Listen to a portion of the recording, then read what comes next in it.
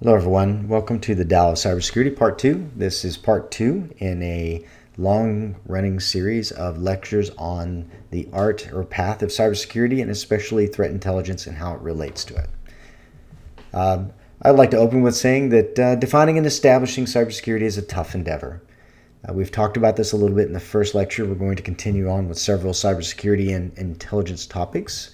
And speaking of intelligence, cybersecurity becomes tougher as you ratchet on the modules of intelligence that belong to cybersecurity.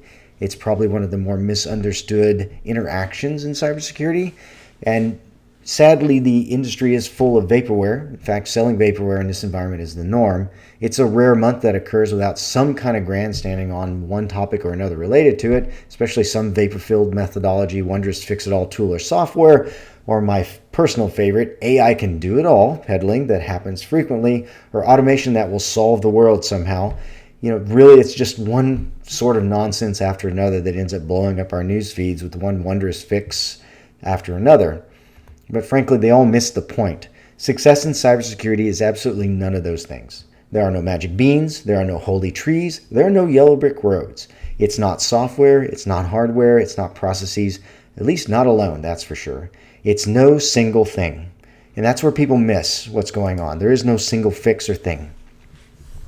Unless, of course, you look at it in the fact that cybersecurity is both an objective and subjective thing.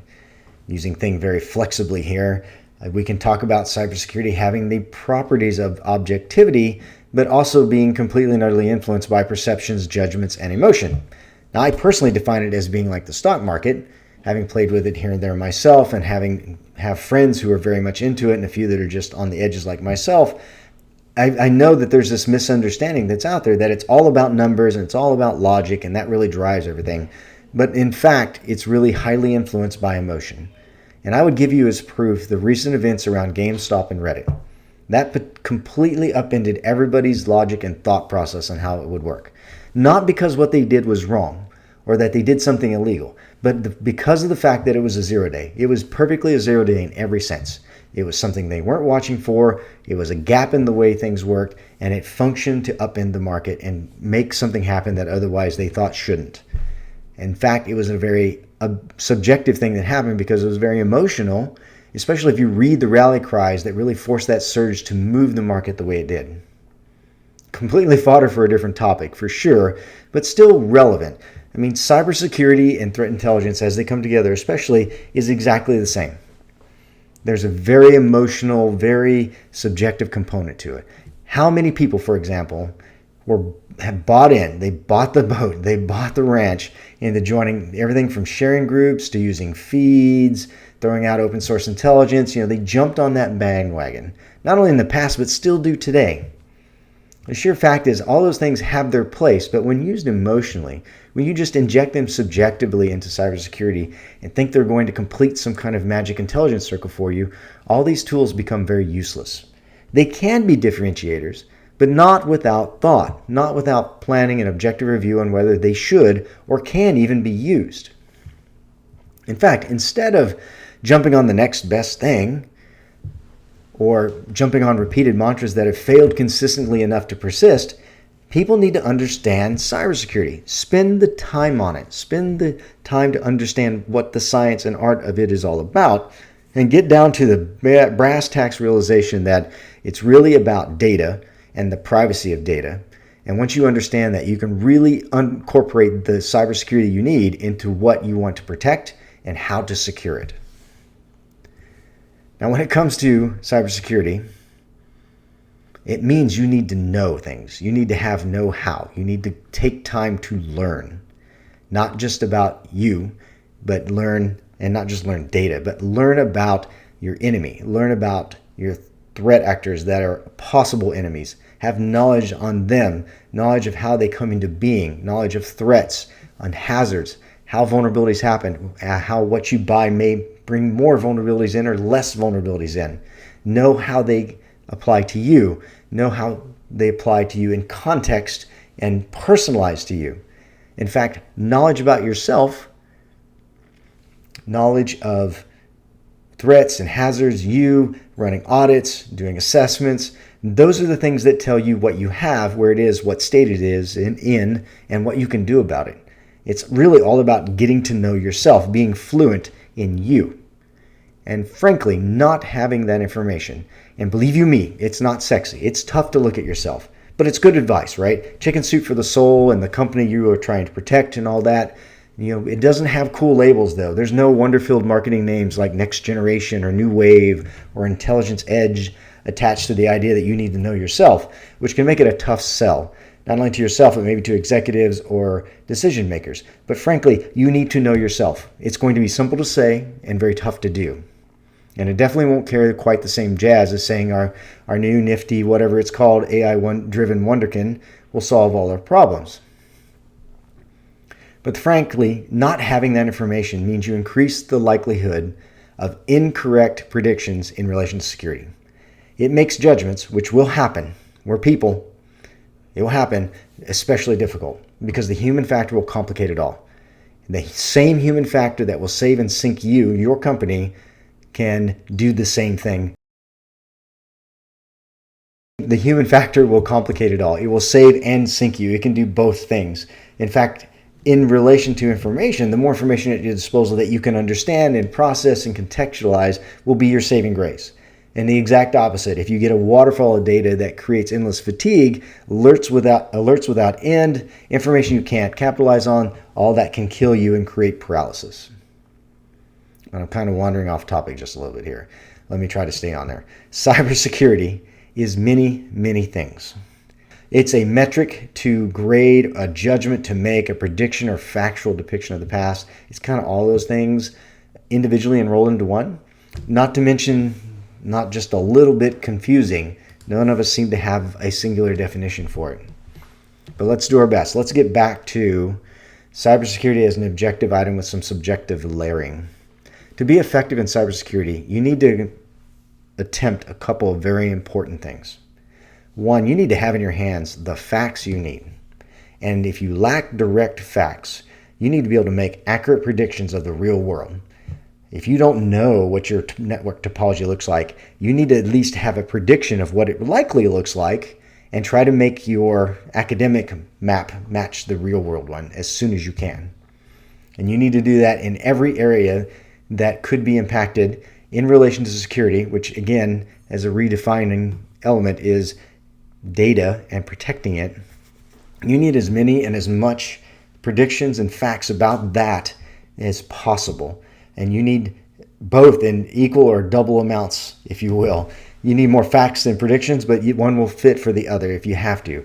It's really about merging, in some ways, inside and outside intelligence, which is a separate topic. It's the next lecture, but inside and outside intelligence is all about taking hints and signals on the outside to understand observations and indicators and evidence that you can find on the inside of your network or your environment.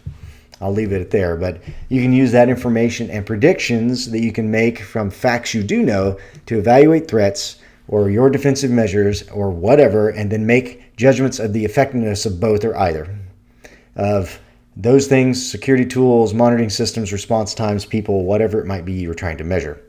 And secondly, and equally important, know your foe.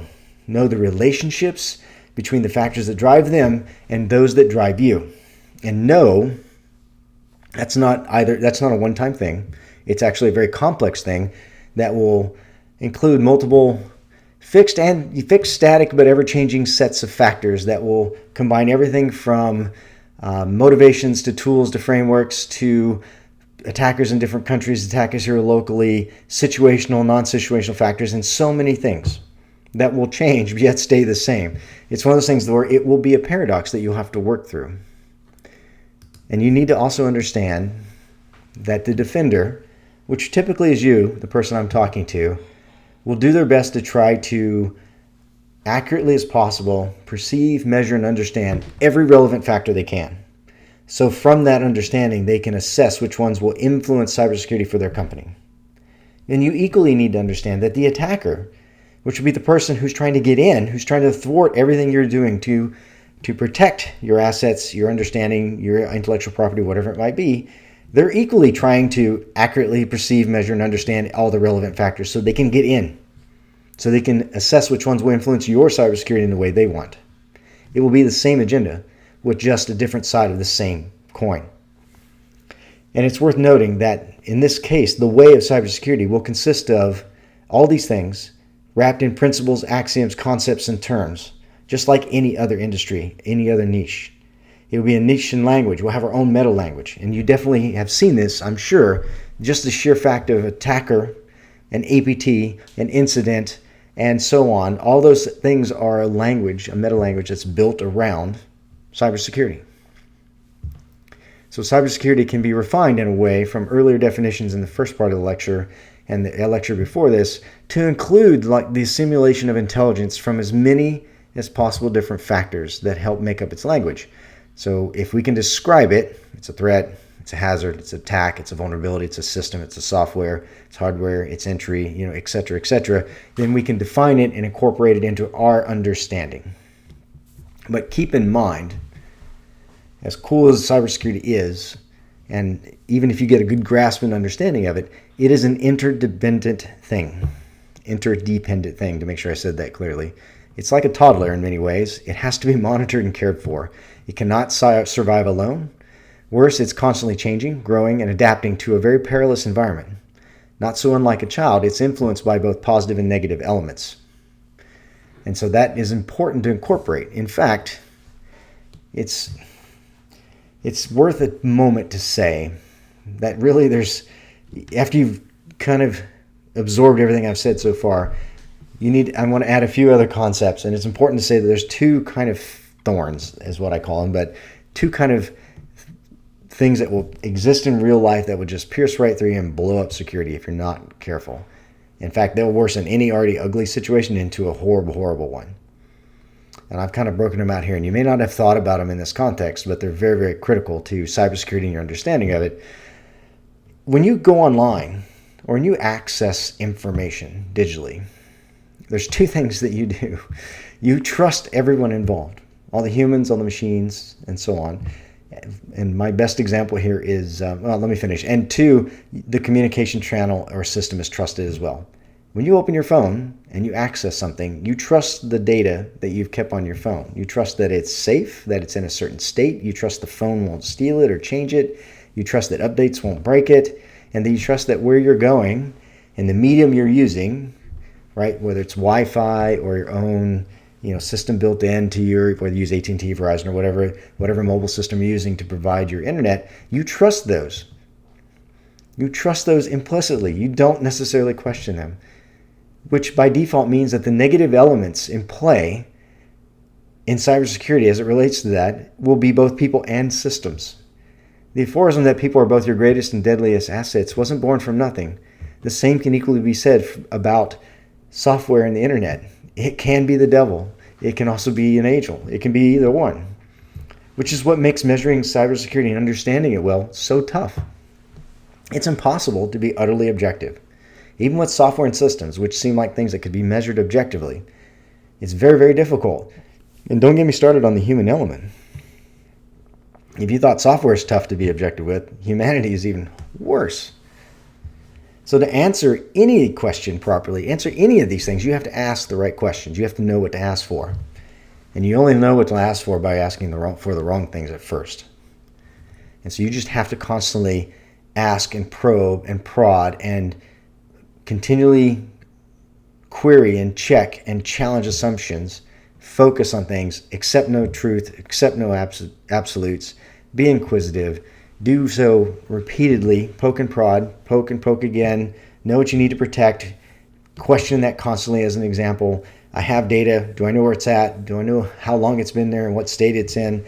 Am I sure about that? When did the last time I check? All those good things that we think about but kind of take for granted, just like we do with trust in our communication channel or tools, you need to actually answer those to be good, if you will, at cybersecurity. And you need to also think about who needs to access those. Do I need a PIN code for my phone? Should I leave it able to be unlocked? If somebody in my family knows my PIN code, should they be able to access it, right? You need to think about access on top of all these because it is a cornerstone, a key to privacy. and patently obvious if it isn't. As I mentioned there with family, you need to include, if at home it's your phone, you're thinking of you and maybe your wife and your kids and so on. They may or may not have access depending on how private you keep, say, your phone. But when it comes to a company, you need to include and think about the access and the privacy capability and how well they protect data, of the people involved, similar to family. In this case, it would be partner stakeholders and maybe even your users across the departments, whatever it might be. They need to be in your mind sight, in your view, when you're looking at your cybersecurity program or doing strategic development, coming up with a roadmap of how you're going to become better at what you're doing, or you're performing analysis on maybe a weakness or a gap or something of that nature. Everything has to be considered, questioned, checked, assumptions pushed off and looked at to make sure that you're not thinking that something is there that isn't, or vice versa. Everything then not only needs to be checked, but everyone should be briefed. They should be included into, not just once, but continually, what you come up with as an answer. Whatever changing nature of threats and such that you come back as your likely problems.